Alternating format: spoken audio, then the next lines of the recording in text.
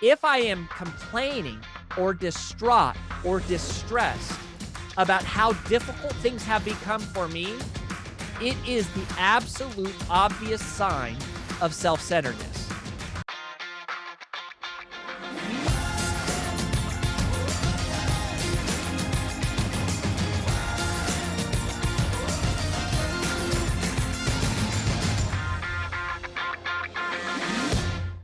The things that keeps most leaders stuck from getting to the next level is not the absence of skill.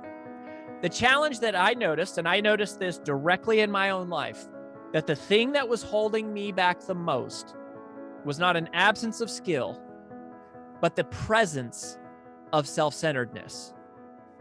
Not to be confused with selfishness. Self-centeredness doesn't mean I'm taking advantage of other people. Self-centeredness means that I am the center of the world around me and that things revolve around me. And to the extent that my life is difficult and I focus on how difficult my life is, that prevents me from operating in my highest capacity as a leader. Because I am allowing and expecting, either consciously or subconsciously, the world to revolve around me. But what the influential leader does, the influential leader rises above that to where the world I don't expect the world to revolve around me to make my life easier. The influential leader realizes that it is my job to make the world better for other people.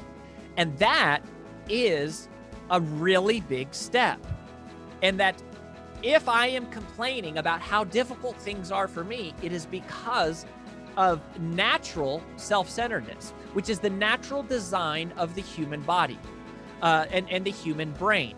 Our brains are not programmed for success. Our brains are programmed for survival.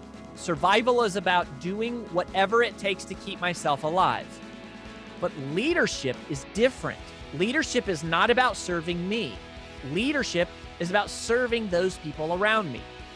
And so if I am complaining or distraught or distressed about how difficult things have become for me, it is the absolute obvious sign of self-centeredness. Because truly, the influential leader isn't concerned about making things easier for themselves, but making things easier for those around them. And for a while, I used to think there was something wrong with me, that I had this self-centeredness, that maybe I just not cut out for leadership.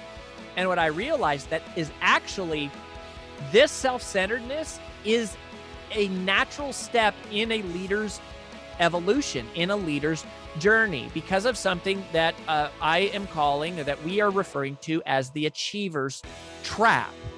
Because what healthy achievement, this is kind of how healthy achievement starts, right? And you think about the newest people in your organization that you're recruiting, and we have to first teach them how to think bigger, how to dream bigger, how to realize that, gosh, financial freedom is possible and time freedom is possible. We have to help people have bigger goals. And so we set bigger goals.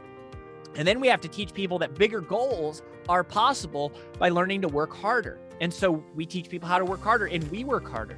And as we work harder, guess what? We have better results.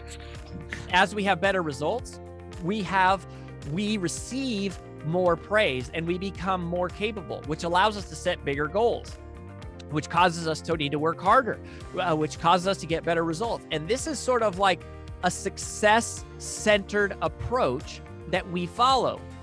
But the danger is that what starts as healthy, success-centered focus quickly can turn to an unhealthy, self-centered focus, which is that to be successful requires focus, which is a good thing. So I am focused, I am working hard. But then what happens is that focus can quickly turn to overwhelm. That's like, oh my gosh, there is so much I have to do. There are so many things that are broken. There are so many things that are wrong that I can't keep up with it all. And so I become overwhelmed. And once I'm overwhelmed, I start to get frustrated. with myself, with the systems, with the people around me.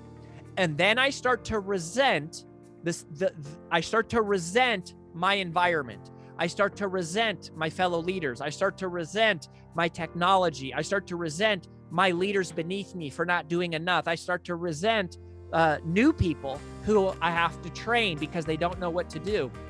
And what started as a healthy focus on being success-centered can become a trap of being self-centered.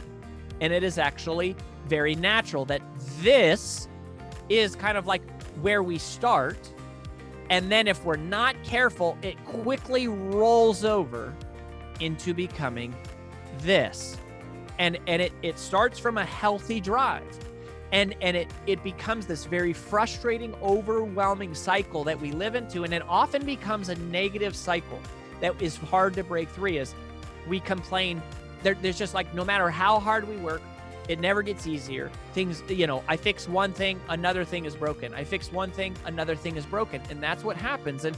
And one of the signs of self-centeredness, and I noticed this in my life, is if you are resenting anything that slows you down.